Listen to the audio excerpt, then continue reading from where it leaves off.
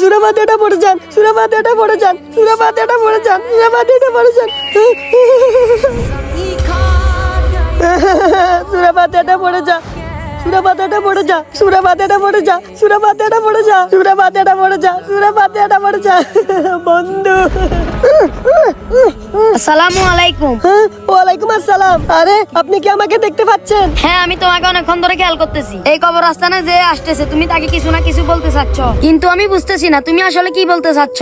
যে প্রথমবার আসছিল সে আমার আপন বড় ভাই ছিল। সে তার বউয়ের কবরে সূরা ফাতিহা পড়তেছিল, তাই আমি বলছিলাম যেন আমার কবরে সূরা ফাতিহা পড়ে যায়, কারণ আমি অনেক আযাবের মধ্যে আছি।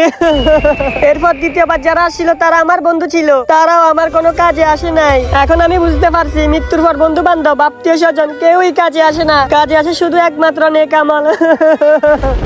হে আল্লাহ, আমি জানি তুমি অনেক বড় দয়াবান, তুমিও সকল গুনাহ মাফ করে দাও। আল্লাহ অনেক দয়ালু। ভিডিও ভালো লাগলে চ্যানেলটি সাবস্ক্রাইব করুন।